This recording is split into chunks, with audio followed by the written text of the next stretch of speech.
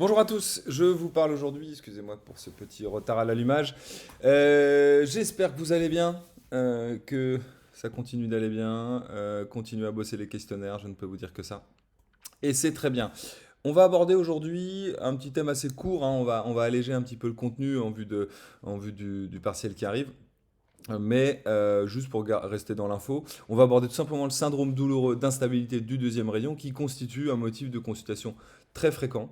Alors il peut avoir quelques petites variantes. Certains parlent de la lésion de la plaque plantaire. C'est un descriptif que vous aurez souvent à l'IRM concernant ce type de pathologie avec les signes cliniques que je vais vous évoquer. Bref, voilà un petit peu, c'est une entité importante, effectivement, qui est très douloureuse, comme son nom l'indique, et qui se réfère justement, on va aborder pourquoi on parle d'instabilité. C'est justement parce que l'orteil est un peu instable par rapport au métatarsien et va justement subir des contraintes. Donc, il y a un terrain évidemment qui est nécessaire, hein, c'est le terrain, c'est être dans situation d'hyperappui de la zone de l'articulation du deuxième métatarsien, je vais y arriver, de la deuxième articulation métatarsophalangienne. Ça, c'est le terrain qu'il faut. Donc, on va réaborder toutes les causes qu'il peut y avoir pour ça. Il faut une certaine laxité justement de cette deuxième métatarsophalangienne pour justement générer cette instabilité. Ce qu'il faut retenir, c'est que c'est même si c'est quelque part en rapport avec un hyperappui, au départ, euh, au départ, la douleur, pardon, n'est pas d'origine purement d'appui douloureux ou de contrainte osseuse douloureuse par l'appui, mais c'est plutôt une douleur capsulo-ligamentaire avec grosso modo, ce qu'il va falloir retenir, c'est que l'hyperappui et le mouvement de la marche associé eh bien, vont engendrer une distension capsulo-ligamentaire en plantaire et une rétraction capsulo-ligamentaire en dorsale. Et c'est celle-ci qui va être douloureuse. C'est d'abord la distension capsulo-ligamentaire plantaire de l'articulation justement qui subit la surcharge qui est douloureuse. Il faut un peu voir une certaine partie de ce syndrome douloureux. Il faut un peu voir comme parfois une sorte d'entorse. C'est-à-dire qu'on va d'abord avoir quelque chose qui tire sur un ligament, mais une entorse qui se ferait complètement au ralenti. C'est-à-dire que c'est quelque chose qui tire sur des ligaments d'abord. Et à un moment donné, malheureusement, si ça continue, si on ne traite pas la cause, eh bien, ce ligament va rompre. C'est la plaque plantaire qui va rompre, c'est les éléments capsulo-ligamentaires plantaires qui vont rompre. Et ensuite, on sera sur une douleur d'appui. Voilà, je vous ai fait un petit résumé, mais c'est juste pour bien comprendre, pour bien imager cette pathologie. Il faut presque la comparer comme une entorse très lente des éléments capsulo-ligamentaires plantaires. Ce qu'il faut retenir, c'est que justement, si cette entorse très lente, et encore une fois, c'est une vulgarisation que je fais, il ne faut pas non plus retenir ça, mais c'est ça le principe. Eh bien, il y a trois stades. Une phase d'instabilité, c'est justement où l'orteil va subir ce mouvement de flexion dorsale qu'on va revoir sur le métatarsien qui va tirer les éléments capsulo-ligamentaires plantaires. La phase purement d'entorse, c'est-à-dire de lésion du ligament, c'est la phase aiguë de luxation, c'est-à-dire qu'à ce moment-là, eh bien, la plaque plantaire et les éléments capsulo-ligamentaires plantaires vont se rompre, et ce qui fait que l'orteil qui allait déjà en griffe, eh bien, va carrément se poser. Le deuxième orteil va se poser sur la tête du métatarsien à ce moment-là, et c'est là qu'on se retrouve au troisième stade de la phase de luxation irréductible ou fixée, qui est finalement après d'un autre genre. Après, ça peut paraître après une phase un peu inflammatoire suite à cette rupture, mais une fois que cette plaque est rompue, finalement, elle n'est plus douloureuse. Les éléments capsulo-ligamentaires ne sont plus douloureux. Par contre, la tête métatarsienne qui est livrée à elle-même puisqu'elle n'est plus aidée, elle n'est plus aidée de l'orteil pour l'appui, eh bien là se met à souffrir et déclencher des réactions cutanées notamment d'ailleurs avec le fameux corps en ballon de rugby caractéristique de ce troisième stade. Quand je dis que l'orteil laisse la tête métatarsienne, c'est qu'il faut bien comprendre que chaque appui au départ est métatarsophalangien. Et puis, donc, c'est-à-dire qu'une surface d'appui est métatarsophalangienne, c'est la tête plus la phalange. Et que quand il y a en stade 3 cette luxation de l'orteil, eh bien, la tête ne prend appui que toute seule. Ce qui veut dire qu'en gros, pour une pression qui est déjà importante sur l'articulation, on va avoir en plus une diminution de la surface portante de l'articulation, puisqu'il n'y a plus que la tête, et donc une augmentation de la pression qui donne justement ce corps-là. Si on rentre un petit peu dans le détail, la phase d'instabilité, il y a peu ou pas de signes physiques à part les douleurs. Ok, parfois quelques petits signes d'inflammation légers, pas nécessairement, pas de durillon d'ailleurs, parce qu'on est souvent face à un capiton plantaire qui est plutôt bien constitué, et donc il n'y a pas de raison d'avoir de durillon. Parfois on peut avoir un petit peu, hein, si on cumule quelque chose. Ensuite, la phase de luxation, c'est une phase que vous ne verrez jamais, en tout cas je vous le souhaite, parce que c'est une phase qui est très courte et hyperalgique. C'est-à-dire que c'est vraiment la phase de l'entorse, c'est-à-dire que le schéma classique, c'est la personne qui a mal depuis quelques temps, mais qui résiste, qui serre les dents, etc. Et puis d'un coup va marcher un peu plus, ok, et va sentir une douleur assez effroyable, justement là. On peut penser à l'entorse, entre guillemets, elle est de cette amplitude-là, la douleur de cette intensité-là, effroyable, qui est assez invalidante au moins sur une journée ou deux. Et ensuite, finalement, cette inflammation, avec une réaction inflammatoire, hein, qui peut y avoir un petit gonflement, etc., etc. Et ensuite, à la suite de ça,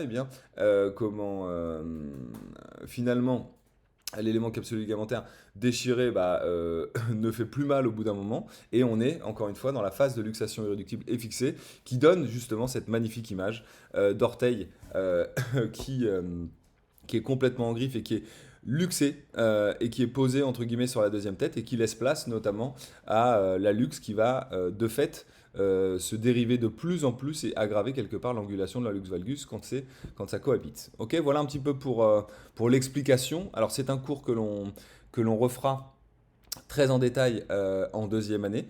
Ça, c'est juste pour vous donner des notions et notamment pour aborder la clinique dès le début de la deuxième année. Si on parle d'étiologie et de facteurs favorisants, eh bien, comme je vous l'évoquais, il y a la laxité, ok. Pour qu'on ait une surcharge du deuxième et troisième articulation, et notamment le deuxième, eh bien, il faut qu'il y ait une insuffisance d'appui du premier rayon le plus souvent, ok, donc on va les revoir ensuite, et éventuellement tout ça est aggravé par des chaussures féminines à haut talon, cornet antérieur pointu, qui n'aident pas et qui ont tendance à majorer la charge sur le deuxième métatarsien. Alors quand je dis deuxième métatarsien, il faut savoir que également le troisième peut être touché, plus rarement, mais voilà, on parle de syndrome douloureux du 2. Il ne faut pas oublier que le 3 est très copain avec le 2, et dans quelques circonstances, c'est lui qui peut subir cette pathologie. Petit aparté, on va aborder les étiologies de l'insuffisance d'appui. Comme on a vu que c'était un facteur favorisant de transfert de charge. Je vous les répète, il y a la brièveté anatomique, ok, le métatarsien anatomiquement plus court, la brièveté géométrique, ok, c'est dans le cas de la luxe valgus qu'on va revoir un petit peu de façon imagée. L'horizontalisation structurale du premier rayon, c'est peut-être le thème avec lequel je vous ai le plus un petit peu, entre guillemets, cassé la tête pour que vous le compreniez. Okay, et l'hypermobilité de la colonne interne, c'est le copain de l'horizontalisation, parce qu'il faut savoir qu'une hypermobilité de la colonne interne va engendrer en charge une horizontalisation. Donc voilà, mais ça on peut en reparler. Un petit peu de façon imagée, voilà ce que donne un métatarsien plus court. S'il est plus court, il prend plus le sol, et on voit ici de façon très imagée que la deuxième tête prend le relais. Ok. Ensuite, si on se remet en situation physiologique, si on a une brièveté géométrique, là on est dans le plan transversal, vous voyez, on a déjà abordé la ligne d'avancée des têtes métatarsiennes qui avait un sens et qui avait une raison d'être, et qui, en cas de brièveté géométrique, finalement, on parle géométrique parce que la déviation du métatarsien, ok, le métatarsus varus, eh bien, quelque part, cette déviation fait que, si je vous la refais, la tête recule par rapport à cette ligne d'avancée des têtes. Et si elle recule, ça veut dire qu'elle n'est plus dans le bon ordre pour répondre à l'appui, et donc ça va créer une insuffisance d'appui du premier rayon. Si ensuite on parle d'horizontalisation, bah voilà, si le métatarsien est horizontalisé, voilà l'exemple. Alors j'ai deux animations pour ça, celle-ci dans le plan sagittal, et puis celle-ci que je vous ai déjà montré avec un point de vue, on va dire, postéromédial, qui donne effectivement cette diminution d'appui de la première tête et ce report de charge sur la deuxième tête. Ok. Enfin, j'ai pas mieux pour ça. L'hypermobilité du premier rayon, non, tout ce que je peux vous dire, c'est que ça donne de l'horizontalisation en charge et qui va ensuite donc engendrer le transfert de charge. Ok. Ça, bien sûr, c'est considérant le premier rayon, ces défaillances qui occasionnent le report de charge. Si on revient un petit peu sur ce qui se passe au niveau du deuxième rayon, dans le cadre d'un syndrome douloureux du deuxième rayon, eh bien on a, là, on est sur une coupe sagittale du deuxième rayon, on va avoir qu'est-ce qui va se passer? On va considérer qu'on a un hyperappui de la deuxième tête. Ok. Cet hyperappui va notamment, dans l'appui digitigrade, va occasionner forcément une distension plantaire, une distension capsulo-ligamentaire plantaire qui va s'accompagner d'une rétraction dorsale. C'est-à-dire que cet hyperappui engendre effectivement ce mécanisme-là. Et c'est ce mécanisme-là qui, s'il n'est pas pris en charge, s'il n'est pas appareillé et si l'appui demeure comme ceci, eh bien, peut risquer justement en phase 2, hop, de se léser complètement, il va y avoir une déchirure de la plaque plantaire et l'orteil va se passer au-dessus. Et c'est pour ça qu'après, l'appui devient uniquement métatarsien, et il n'est plus métatarso-phalangiens, et donc agit sur une surface d'appui très réduite, hein, et va donner secondairement, on voit l'image en bas, ce qu'on appelle un corps en ballon de rugby, on a une petite image là, et puis donc, comme je vous l'ai déjà montré, ce cas typique, la photo de droite du stade 3, où là, l'orteil est fixé, et finalement, les pathologies, si les pathologies sont très articulaires, métatarso-phalangiennes, et de distension capsulo-ligamentaire et rétraction dorsale en phase 1, en stade 3, les pathologies sont plutôt le corps plantaire, mais aussi le corps dorsal du deuxième orteil qui pose problème. Et donc, quelque part, la prise en charge peut être différente. La prise en charge par orthèse plantaire et même par appareillage au sens large peut être différente. Si on parle maintenant du traitement, bon, rien d'exceptionnel, justement, on est dans la continuité du cours que je vous ai évoqué la semaine dernière sur la prise en charge des métatarsalgies. Ben, on applique, et encore une fois, on applique un petit peu ce que je veux faire et ce que je peux faire. Alors, idéalement, ce que je veux faire, dès la phase plantigrade à la fin de la phase digitigrade, je veux mettre au repos actif fonctionnel la deuxième articulation métatarso-phalangienne. Cette notion de repos actif veut dire que on permet à la structure de fonctionner, mais en situation grandement allégée de ses contraintes. Ok. Ça, c'est important. On va essayer aussi de réadapter l'orteil à la flexion, c'est-à-dire qu'on voit qu'il est parti en extension, en flexion dorsale, et on va essayer de mettre quelque chose qui le réentraîne justement vers la flexion plantaire. Et ça, l'appui rétrocapital est plutôt pertinent. Et puis bien sûr, on veut éviter, hein, quand on prend quelqu'un en charge au stade 1, on veut absolument éviter qu'on passe au stade 2 et donc ensuite au stade 3, parce qu'après, évidemment, le seul remède aux déformations qu'il peut y avoir au stade 3, eh bien, c'est la chirurgie, puisqu'on est plutôt ensuite dans la compensation et et plus du tout dans l'espérance de la correction. Ok. Si on reprend un petit peu cette petite image-là, si on se dit qu'on est dans un contexte avec insuffisance d'appui du premier rayon, eh bien, évidemment, l'appareillage à ce niveau-là, on va considérer qu'il faut prendre en charge l'insuffisance d'appui du premier rayon, avec un sous-capital du 1. Ok. Il faut prendre en charge également, comme on l'a vu, avec un ARCM, l'hyperappui également. Ok. Et puis, c'est notamment cette action-là qui va un petit peu réentraîner l'orteil vers la flexion plantaire, éviter qu'il n'aille vers la luxation. Je reviens sur le sous-capital du 1, il est systématiquement envisagé avec une hémicoupole. On a beaucoup décrit les deux éléments sous-cap et rétro dans le dernier cours, mais il faut comprendre que le sous-capital du 1, il faut que ce soit une continuité de l'hémicoupole pour qu'il prenne vraiment en charge l'insuffisance d'appui du premier rayon. Hein, on va porter tout le rayon du corps du métatarsien par l'hémicoupole, puis jusqu'à la tête avec le sous-capital. C'est ça qui est important, ça évite les contraintes sous la première tête et ça permet d'avoir un très bon résultat. Et puis le plus souvent, il n'est pas rare que ce trouble-là soit associé à un petit valgus du pied et l'hémicoupole va le corriger effectivement, en tout cas en partie, et va également augmenter la surface portante d'appui, ce qui permet de toute façon d'avoir un impact sur les pressions.